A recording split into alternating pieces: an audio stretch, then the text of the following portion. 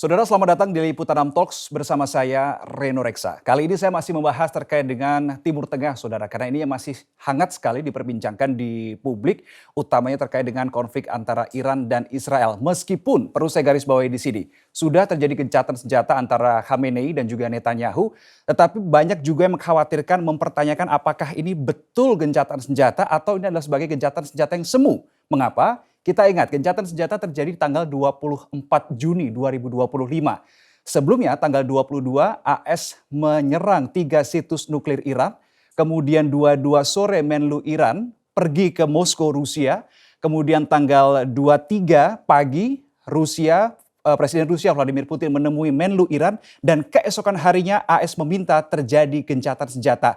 Apakah ini betul-betul murni gencatan senjata atau perang berikutnya bisa saja terjadi? Saya akan coba diskusikan di kesempatan kali ini bersama dengan Presiden ke-6 Republik Indonesia, Bapak Susilo Bambang Yudhoyono. Pak SBY, apa kabar? Alhamdulillah, bagus. Reno? Alhamdulillah, luar biasa. Ini suatu kesempatan luar biasa untuk bisa berdiskusi dengan Pak SBY terkait dengan konflik di Timur Tengah. Kenapa sebetulnya saya ingin berdiskusi dengan Pak SBY? Karena saya lihat di beberapa tulisan Bapak juga menyoroti konflik antara Iran dan juga Israel.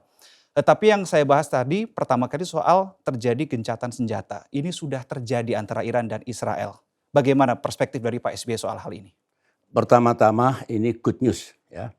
Saya kira dunia juga senang. Mayoritas bangsa-bangsa di dunia menghendaki tidak makin berkembang perang di Timur Tengah ini. Jadi ini berita baik. Nah, yang kedua, apakah ini akan sustain misalnya, atau faktor-faktor apa yang terkait dengan gencatan senjata ini, memang banyak perspektifnya begitu. Tetapi yang jelas dengan gencatan senjata mengakhiri perang 11 hari sebetulnya, dan ini baru berjalan 3 hari gencatan senjata. Masih harus kita lihat nanti ke depannya. Tapi yang jelas, kalau perang terus berlanjut, balas-membalas, menggunakan peluru kendali, drone, canggih, kerusakan jiwa dan harta benda real, baik di Iran maupun di Israel, mungkin perang ini akan bisa out of control, meluas dan membesar. Ingat, negara-negara Teluk yang dulu tidak terjadi hal sekarang ini, sekitar 6-7 negara itu memiliki pangkalan militer Amerika Serikat. Baik Army, Navy, Air Force. Nah ini kalau perang meningkat eskalasinya, intensitasnya, saya khawatir akan banyak sasaran yang bisa disasar oleh kedua belah pihak, utamanya dari pihak Iran. Oleh karena itu dari kalkulasi militer menurut saya ini betul-betul bagus berita ini. Mudah-mudahan kedua-duanya konsisten dan punya kehendak yang kuat untuk mencegah perang meletus kembali. Nah, seperti yang tadi saya singgung di awal Pak SBY, proses gencatan senjata ini bisa dibilang relatif cukup singkat begitu untuk prosesnya. Sebagai mantan prajurit, jenderal, kemudian juga presiden 2 periode Pak SBY, saya yakin betul Anda memahami bagaimana kompleksitas yang mungkin saja terjadi, yang mungkin saja muncul ketika upaya atau perundingan untuk gencatan senjata ini dilakukan. Apa saja sih kira-kira kompleksitasnya, Pak? Ya, kompleks benar ya. Kalau kita pelajari sejarah perang dari masa ke masa, itu ada hal yang delicate, bagaimana memadukan antara tujuan politik dengan tujuan militer. Apa yang dikehendaki oleh para politisi, tentu puncak, dengan para jenderal. Itu menjadi ujian sebetulnya dari elemen penting dalam memenangkan perang. Misalnya gencatan senjata atau mengakhiri perang. Ingat dulu ini contoh saja, perang Korea 1950 sampai 1953, seorang jenderal yang luar biasa kapabilitasnya dicopot oleh presiden, yaitu MacArthur, dengan yang mencopot Truman. Why? Dia berbeda pendapat dengan sang presiden. Padahal sistem politik mereka, politisi, itulah yang mengambil keputusan, not the general. Sebetulnya perang Teluk 1990, 1991, 1991 dulu itu juga ada dispute. Meskipun tidak terlalu keras ya, presidennya Bush senior, itu Jenderal Schwarzkopf. Sebetulnya dia ingin bablas sampai masuk ke jantung Irak, tidak berhenti di Kuwait begitu. Tetapi dia segera minta maaf kepada presiden. Ada juga negara kita, kalau kita kembali ke sejarah 1940-an dulu, itu kan Bung Karno, Bung Hatta memilih diplomasi dengan tujuan untuk mempertahankan kemerdekaan. Panglima Sudirman memilih mengapa harus berhenti operasi militernya, operasi gerilyanya. Sempat ada mungkin salah pengertian, tetapi manis akhirnya.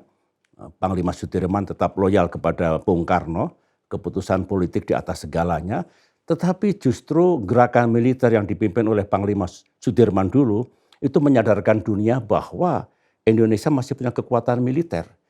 Itulah yang mendorong akhirnya diplomasi yang lebih menguntungkan Indonesia.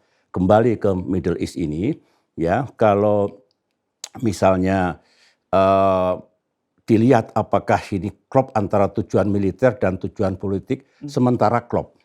Begini, Bung Reno ya, mungkin ada salah hitung, miskalkulasi, baik pada Netanyahu, pada Ali Khamenei, dan pada Trump.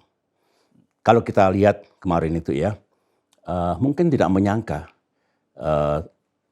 Israel berani betul menghajar Iran dengan cara seperti itu. Kemudian juga Netanyahu tidak menyangka bahwa peluru kendali Iran itu menghujam Israel, Tel Aviv, Haifa yang tidak mudah ditangkis. Ada Iron Dome di situ. Ya, Iron Dome, tapi lumpuh lah menghadapi itu ya. Mungkin miskalkulat juga. Kemudian Trump, dia pikir dengan dihantam sekaligus itu selesai. Not yet. Jangan cepat-cepat begitu, kata dunia. Oleh karena itulah mungkin tiga-tiganya merasa ada kesalahan hitung, meleset, dan gencatan senjata itu melihatnya ke depan. Kalau berlanjut kira-kira siap nggak Israel? Siap tidak Iran? Siap tidak Amerika? Amerika superpower. Tetapi kan ada hitung-hitungannya, cost and benefit analysisnya. Oleh karena itu menurut saya kompleksitas itu sementara bisa diatasi, kecuali kalau kemudian ada tujuan politik yang baru, tujuan militer yang baru. Tetapi yang saya lihat memang itulah yang mesti dipilih sementara ini. Oke, berarti Pak SBY mencoba mengatakan, mungkin bisa Pak SBY koreksi jika saya salah, menyimpulkan gencatan senjata ini bisa tercipta, bisa terwujud karena mungkin ya, ini kita semua bisa katakan serba mungkin, baik itu Benjamin Netanyahu maupun Ali Khamenei maupun juga Presiden Donald Trump, mereka sama-sama kaget antara apa yang ingin mereka bayangkan ternyata tidak sesuai dengan realitas sehingga mereka memutuskan untuk sementara ini, oke, we're out of the war for a while. Ya, itu pandangan saya. Oke. Setelah mengikuti apa yang terjadi, my own analysis. Tapi menurut saya sulit mencari sebab lain kecuali tiga-tiganya merasa mungkin sedikit salah hitung, tidak menyangka ada balasan yang kuat juga. Tapi ketika setelah terjadi gencatan senjata, Pak SBY, saya membaca dan juga mendengarkan bahkan statement disampaikan oleh Ali Khamenei, Donald Trump, kemudian Benjamin Netanyahu. Mereka masing-masing mengklaim bahwa dirinya lah yang menang. Kemudian Donald Trump bilang, oh enggak kok, serangan Amerika ke 3 situs nuklir Iran berhasil dengan total begitu. Meskipun ada berita juga yang mengabarkan kabar intelijen ternyata serangan Amerika Serikat tidak membuahkan hasil apapun. Apakah saling klaim ini wajar terjadi, normal terjadi di pasca gencatan senjata ini? Sangat wajar. Perang itu juga ada unsur psychological warfare di situ ya. Dan perang psikologis, perang urat saraf itu selalu terjadi begitu. Oleh karena itu tidak heran. Misalnya begitu serangan dilakukan di 3 lokasi nuklir Iran, di Fordow, di Natan dan Isfahan ya. Itu kan ada yang mengatakan hancur total, Trump antara lain. Sementara Iran lecet pun tidak gitu. I don't believe dua-duanya. Menurut saya pasti ada kerusakan. Separah apa? Don't know. Sampai dengan investigasi di situ dengan eviden, dengan bukti bahwa ini rusak berat atau rusak sedang. Tapi yang jelas pasti ada kerusakannya. Tinggal yang betul bagaimana tentulah memerlukan waktu. Di Amerika juga berbeda. antara Presiden Trump dengan White House dengan sumber intelligence dari militer mereka. Tetapi ini bukan urusan kita. Ya, ya. Yang jelas kalau kita melihat jauh ke depan ya, mungkin ceasefire itu bisa kita jaga. Tetapi in the long run saya agak ragu. Tetapi nanti kita lihat bareng-bareng, tapi yang jelas kalau yang ditanyakan khusus saling mengklaim satu menang yang lain kalah itu sangat biasa dalam dunia peperangan. In the long run ini yang saya akan tanyakan berikutnya sebetulnya Pak SBY, ketika melihat karakter negara ya, Israel, Iran dan juga Trump, kemudian pada saat jelang detik-detik akhir sebelum gencatan senjata itu berlaku, baik Iran maupun Israel sama-sama menyerang, seperti Iran menyerang pangkalan militer AS di Qatar dan seterusnya, sehingga memicu protes dari negara-negara Arab juga. Apa yang membuat Pak SBY meragukan bahwa gencatan senjata ini akan bertahan cukup lama begitu? Begini, perseteruan antara Iran sama Israel itu sangat dalam. Jadi ibaratnya akan saling menghancurkan. Retorika dan narasi yang dibangun pun juga serem. Iran mengatakan Israel harus hapus dari peta bumi. Begitu. Netanyahu, kita hancurkan Tehran, kita hancurkan pusat nuklir mereka dan sebagainya. Jadi ini dalam sekali, berbeda misalkan rivalitas Tiongkok sama Amerika Serikat begitu. Dalam perang pun ada yang limited objective. Dihantam dulu, tujuannya tercapai selesai. Kalau ini tidak. Jadi menurut saya sangat dalam, sangat ideologis dan memang ya saling mencegah dihancurkan terlebih dahulu. Ya, mengapa? Tentu ada akarnya. Semua tahu bahwa Israel sendiri mengatakan kalau mau dibuang ke laut itu kan survival interests. Menyangkut kelangsungan hidup Israel sebagai bangsa dan negara. Tidak mungkin dia merelakan dirinya dihapus. Demikian juga Iran. Israel melihat Iran tuh sepertinya harus dihancurkan sebelum Iran menghancurkan Israel. Tidak akan tenang pikiran mereka. Oleh karena itu ini panjang ceritanya, dalam. Oleh karena itu kalau ada insiden apapun, ada sebab baru, mungkin perang tidak terelakkan. Tapi khusus kelanjutan dari ceasefire ini, quite some time menurut saya mereka akan pikir-pikir lagi untuk memulai perang kembali. Oke. Pak SBY, tadi kita sudah membahas 3 nama, sudah ada 3 nama yang termention di sini. Ada Benjamin Netanyahu, ada Khamenei, dan ada juga Donald Trump. Di tulisan yang saya baca, Pak SBY juga menyebut 2 nama lain. Ada Presiden Xi Jinping dan juga Presiden Vladimir Putin. Bahkan Pak SBY mengatakan kelima nama ini adalah orang kuat begitu. Apa basisnya, apa pondasinya Pak SBY mengatakan hal itu, Pak? 5 itu kalau connected to Middle East. Jadi sebetulnya the real strongman itu ada 3. Trump, Amerika Serikat, Xi Jinping, Tiongkok, dan Putin, Rusia. Tetapi mengapa Ali Khamenei dan Netanyahu saya masukkan orang kuat di Timur Tengah? Karena seperti kemarin saja, tidak mungkin ada gencatan senjata without approval baik Benjamin Netanyahu maupun Ali Khamenei. Yang memulai perang juga tidak mungkin mereka tidak involved di situ. Jadi akan ditentukan oleh 2 orang itu, masa depan Iran Israel ataupun to a certain degree masa depan Timur Tengah.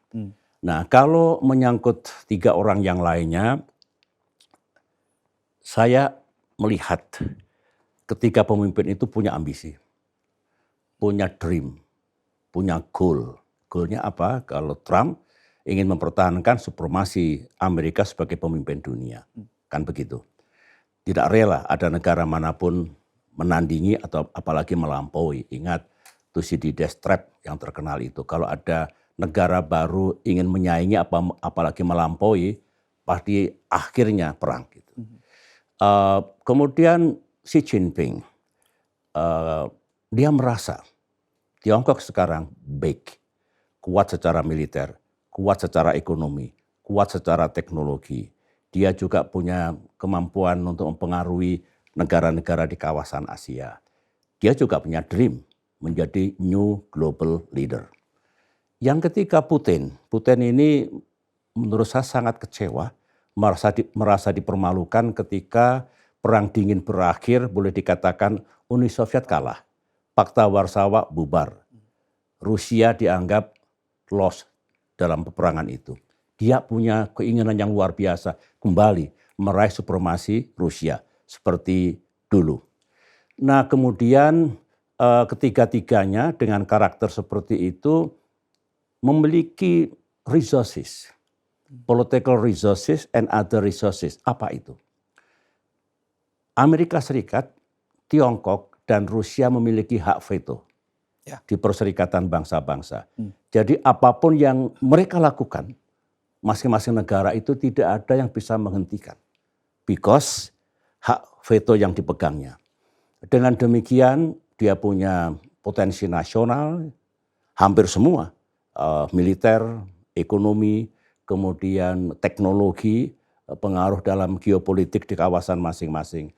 Dengan demikian apa yang akan dilakukan mereka atau tidak akan dilakukan oleh mereka atau salah satu saja dari tiga orang itu akan berpengaruh pada konstelasi geopolitik, pada situasi perdamaian dan keamanan dunia, dan bagaimana bangsa-bangsa bisa mengatasi persoalan global.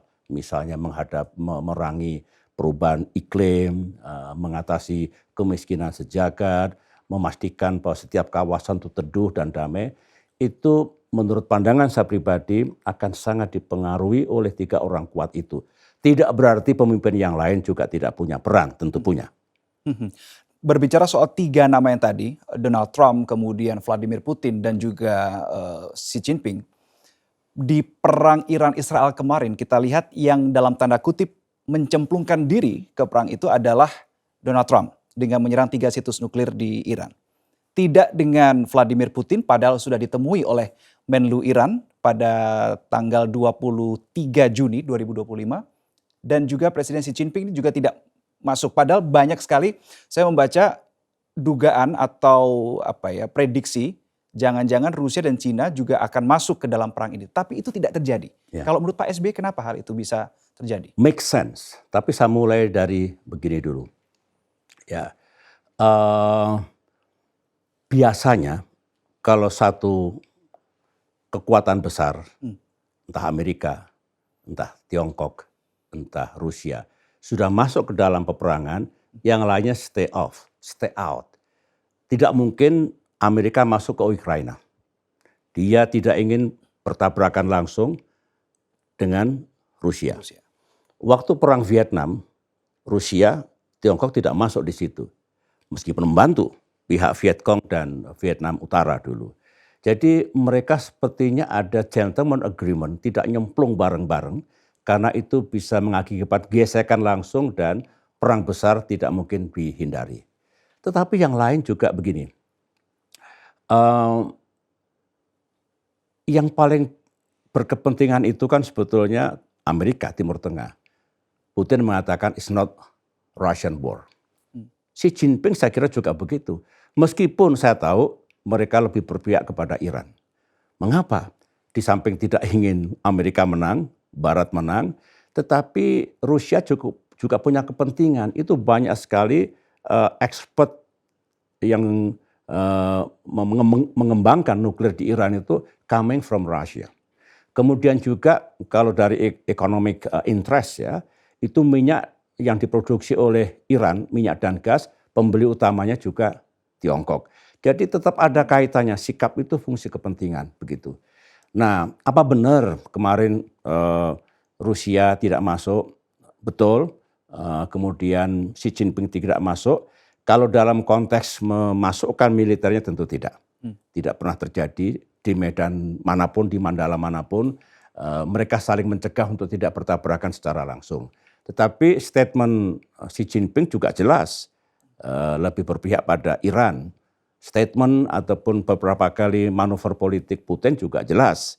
Sebetulnya juga tidak menghendaki dan keras ketika Amerika melaksanakan serangan udara atas Iran.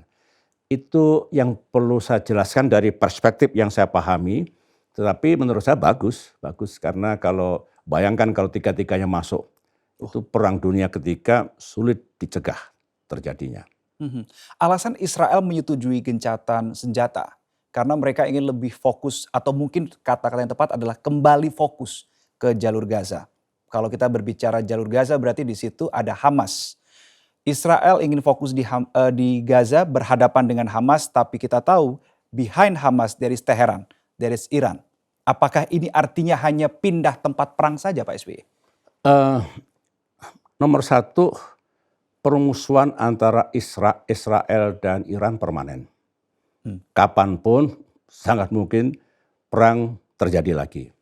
Tetapi battleground memang di Palestina, utamanya di jalur Gaza. Oleh karena itu kalau Israel akan fokus kepada penyelesaian Gaza, itu yang paling mengancam.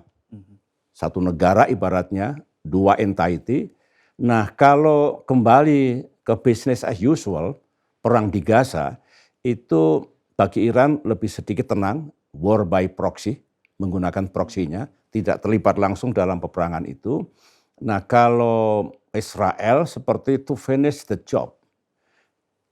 Cara pandang dia begitu, meskipun saya tidak setuju. Menurut saya yang dilakukan Israel di Gaza itu sudah cross the line, cross the red line. Apakah tidak punya hati, sudah hampir 60.000 korban jiwa, belum extreme human suffering, kemudian seperti enggak dipedomani, tidak diindahkan hukum perang, hukum humaniter, konvensi Jenewa, begitu saja berdarah dingin. Menurut saya sudah saatnya dunia lebih bersatu dan lebih bersuara, say something, do something.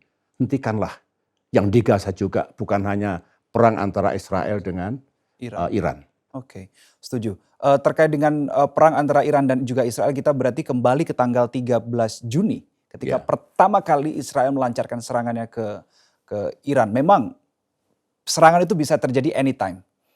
Tetapi kalau kita melihat karena tadi Pak SBY mengatakan Israel dan Iran itu permanen, banyak pihak juga mengatakan mereka cukup terkejut. Apakah ini artinya serangan Israel pertama kali 13 Juni itu tidak terprediksi sebelumnya? Atau sebetulnya sudah mulai ada gejala-gejala atau tanda-tandanya? Dua-duanya ya, serangan Israel ke Iran. Iran dan kemudian serangan Amerika ke Iran, itu sudah dalam prediksi banyak pihak termasuk saya. Jadi ketika Trump mengatakan saya perlu waktu 2 minggu to make my decision. Apakah attack atau do not attack begitu. Saya sempat bicara di tempat ini dengan para staf, lihat aja. Perkiraan saya Amerika akan tetap menyerang. Tapi yang diserang pasti pusat nuklir Iran. Dan kemudian hopefully, ini dari saya kalau ini bukan yang saya analisis, kalau Amerika betul-betul menyerang segera pilihkan exit strategy. Berhenti di situ. Jangan move ke yang lebih jauh lagi. Kalau bergerak lebih jauh lagi, Amerika punya pengalaman panjang. Salah hitung lagi di Irak, di Afghanistan, di Vietnam contohnya begitu. Itu yang kita harapkan. Dan mengapa akhirnya Amerika tetap menyerang sebagaimana yang saya prediksikan dan saya sampaikan di ruangan ini dengan staf saya. Amerika melihat shock juga Israel ketika Tel Aviv dan kota-kota di Israel dibegitukan. Israel itu kan tiny state kan, kecil kan dibandingkan Iran yang besar. Itu kalau dihujani dengan hypersonic peluru kendali, mau jadi apa? Oleh karena itu saya melihat sepertinya ada gentar juga dalam, kalau saya melihat wajah gitu ya. Oleh karena itu Benyamin Netanyahu memerlukan bantuan. Secara psikologis nampak, ini dari mata batin saya, dan kemudian Trump datang. Menurut saya itulah yang meningkatkan moral kembali Israel, moral kembali pemimpin mereka Benyamin Netanyahu. Jadi dari itu semua sudah bisa diprediksi. Saya yakin bahwa akan menyerang. Yang saya takutkan kemarin, kalau Amerika menyerang membabi buta, cross the line, terus tidak punya exit strategy, itu dangerous juga itu. Tapi alhamdulillah sudah lewat dan sekarang gencatan senjata menurut saya agak berkurang kecemasan dunia. Oke. Pak SBY, tadi kita sudah diskusi soal perang yang terjadi bagaimana. Nah, sekarang saya ingin lebih memfokuskan ke dampaknya dan dari perspektif Indonesia ini harus melakukan langkah seperti apa. Nah, yang pertama saya bahas adalah soal Selat Hormuz.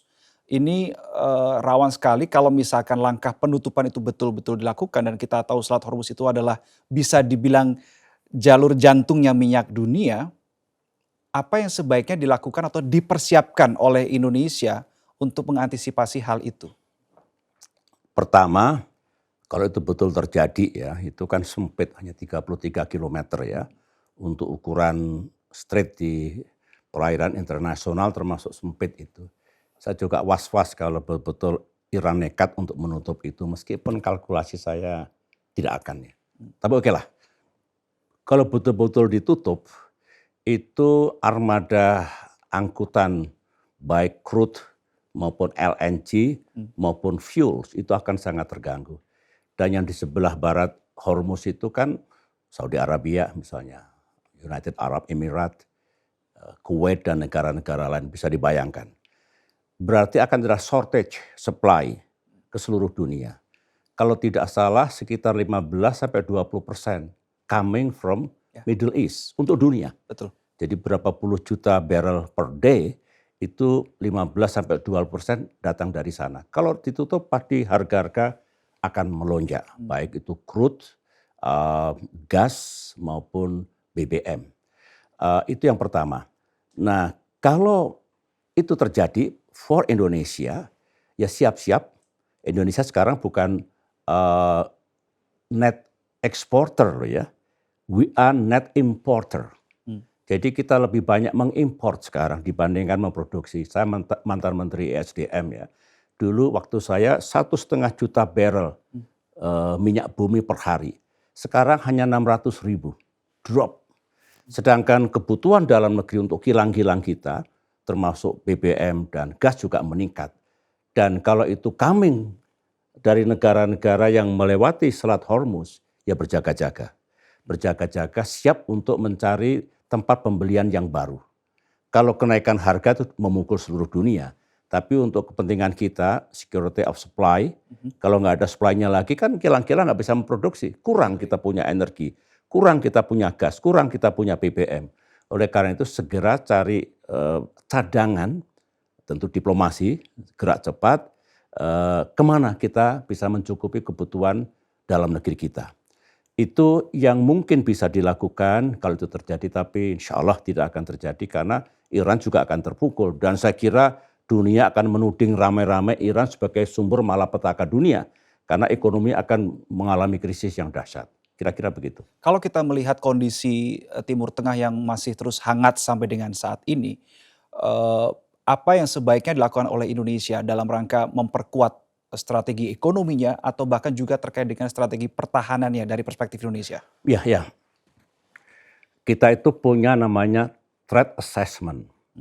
Dalam intelligence strategis kita akan memprediksi 5, 10, 15 tahun ke depan ada nggak ancaman terhadap Indonesia. Itulah yang disebut dengan strategic threat assessment. Menurut pandangan saya tidak ada. Ya, oleh karena itu don't worry. Kalau dari sisi pertahanan bahwa kita akan menghadapi ancaman lantaran Timur Tengah seperti ini. Kita baru menghadapi ancaman meskipun tidak, mudah-mudahan tidak terjadi. Kalau terjadi perang besar di Asia Timur maupun Asia Tenggara. Ingat kita ini punya overlapping claim teritori kita dengan Tiongkok. Nah, kalau Southeast Asia menjadi medan perang, mandala perang, apakah kita berhadapan-hadapan dengan Tiongkok karena kita punya sengketa itu atau kita tidak? Sama-sama tahu. Dan kalau itu tidak terjadi, insya Allah kita aman dalam arti there is no single country yang akan melakukan agresi terhadap Indonesia. Dari kacamata perkiraan strategis saat ini. Nah, kalau ekonomi begini, knowing bahwa geopolitik seperti ini, perang besar setiap saat bisa terjadi, maka Indonesia harus memperkuat ekonominya. Kalau ekonomi kuat, GDP harus naik terus, mudah-mudahan diimbangi dengan kenaikan income per kapita supaya lebih adil, lebih inklusif, rakyat yang miskin bisa berkurang begitu. Nah, kalau GDP naik, ekonomi terus tumbuh, mudah-mudahan 6% seperti era dulu atau lebih tinggi lagi, agar bantalan ekonomi kita kuat. Kalau ada perang, ekonomi kita lemah, susah. Tapi kalau ekonomi kuat, mesin perang bisa kita hidupi, kita biayai dengan kemampuan ekonomi kita. Yang kedua, saya setuju dengan Presiden Prabowo meningkatkan ketahanan energi dan ketahanan pangan. Karena itu kalau dalam keadaan genting, dalam peperangan, itu yang menentukan. Harus ditambah satu lagi, persenjataan militer itu ada yang sophisticated, tapi ada yang basic. Munisi, kemudian peralatan tempur yang bisa kita produksi di dalam negeri, kita harus memiliki kekuatan yang lebih mandiri. Oke. Overall, kemandirian ekonomi perlu terus ditingkatkan.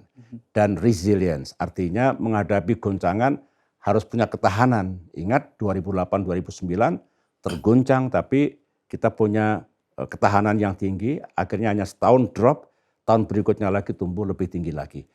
Itu dari perspektif pertahanan dan perspektif ekonomi. Jika geopolitik terus seperti ini, lebih buruk lagi, Indonesia harus siap. Oke, nah sebagai dalam tanda kutip penganut kebijakan politik luar negeri bebas aktif dan juga non-blok, menurut seorang Bapak SBY ini, Indonesia harus mengambil dan memainkan peran seperti apa, utamanya dalam respons yang terjadi di Timur Tengah saat ini? Ya begini, banyak sekali keinginan saudara-saudara kita rakyat Indonesia, tolong Indonesia mengambil peran yang signifikan, tolong Indonesia betul-betul do something untuk membantu Palestina, untuk mencegah membaranya peperangan di Timur Tengah, apalagi tragedi kemanusiaan yang begitu tinggi. Saya senang dengan semangat itu, dengan kepedulian itu, dengan harapan itu, tapi pada saat yang sama saya harus memberitahu kepada saudara-saudara saya, rakyat Indonesia, Indonesia itu punya kemampuan, tapi juga punya batas kemampuan. Karena pertama, Timur Tengah itu bukan hanya soal Palestina, tapi rivalitas konflik yang sudah mengakar dan ditambah dengan anatomi permusuhan yang baru, yang lebih kompleks, lebih rumit dan lebih ruwet dibandingkan dulu. Kalau dulu kan namanya perang di Timur Tengah, Israel lawan negara-negara Arab. Tahun 48, tahun 67, tahun 73 seperti itu. Sekarang tidak. Sudah betul-betul berubah total anatomi konflik yang ada di Timur Tengah itu. Nah yang kedua, meskipun it's not our war, tentu kita peduli. Oleh karena itu diplomasi untuk berdirinya negara Palestina yang merdeka dan berdaulat harus terus gigih. Indonesia di depan, saya tahu. Sekarang juga di depan, and I love it. Oleh karena itu paling banter kita diplomasi all out di PBB, di Organisasi Kerjasama Islam, di Timur Tengah sendiri, atau forum yang lain seperti G20, di mana Indonesia menjadi anggota. Tidak boleh berhenti diplomasi kita untuk Palestina merdeka, untuk kedamaian dan keamanan di Timur Tengah. Yang paling penting itu, dan di masa damai kita selalu membantu Palestina misalkan untuk penguatan istilahnya itu governance mereka, itu kita bantu cukup sering dulu. Yang begitu-begitu menurut saya dilanjutkan, tetapi yang jelas two-state solution itulah yang menurut Indonesia realistik dan perlu kita perjuangkan. Kalau one-state solution itu kan hanya satu negara, misalnya Israel, Palestina dikemanakan? Tapi juga ada yang setuju dengan one-state solution hanya Palestina. Israel mau dibuang kemana begitu? Menurut saya kurang realistik. Saya termasuk yang mendukung penuh konsep a two-state solution. Cuma kalau secara internal Palestina tidak kompak, Hamas dan Fatah berbeda tempat, berat. Demikian juga di Israel, kalau garis kerasnya, saya kira Netanyahu di situ, itu yang lebih dominan, nggak akan terjadi two-state solution. Nah kalau nggak terjadi apa ya? Saya terus terang ya mesti dipikirkan bareng-bareng. Tetapi for me, kalau belum terwujud negara Palestina merdeka, status quo seperti ini tidak buruk asalkan dijamin, dilindungi keamanan dan keselamatan bangsa Palestina di sana. Mungkin itu yang realistik dan mungkin itu yang bisa dilaksanakan sekarang ini sebelum terwujud betul berdirinya negara Palestina yang merdeka dan berdaulat. Itu pandangan saya. Baik, Pak SBY sebetulnya daftar pertanyaan saya sudah habis karena saya sudah menutup tab saya. Tetapi kalau kita berbicara soal konflik perang begitu, kita berbicara soal pesan perdamaian ini menjadi suatu hal yang penting begitu. Saya membayangkan pesan perdamaian itu datang dari Indonesia. Dan di kesempatan kali ini karena saya sedang bersama dengan Presiden ke-6 Republik Indonesia Bapak Susilo Bambang Yudhoyono, bolehkah saya meminta pesan perdamaian itu disampaikan oleh Pak SBY di kesempatan kali ini, Pak? Dengan senang hati, saya kira bangsa-bangsa sedunia harus memiliki kesadaran yang tinggi, bersatu, bekerja sama untuk menghadapi musuh yang sebenar-benar musuh yang akan membuat nasib kita di bumi ini tidak aman. Apa itu perubahan iklim?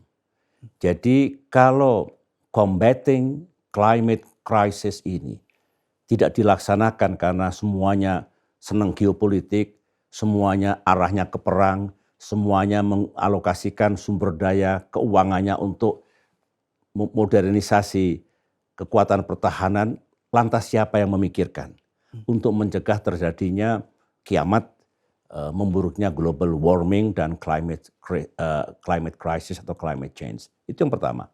Musuh yang lain adalah untuk justice. Di dunia ini masih banyak orang-orang yang miskin dan sangat miskin.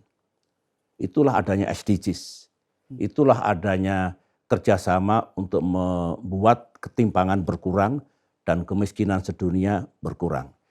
Dua itu menurut saya jauh lebih penting dibandingkan peperangan di masing-masing tempat. Tolonglah para pemimpin dunia, terutama yang gemar perang, turunkan egonya, turunkan ambisinya. Ingatlah bahwa dunia yang damai akan selalu lebih baik dibandingkan dunia yang tidak damai, yang terus-menerus ada konflik dan peperangan.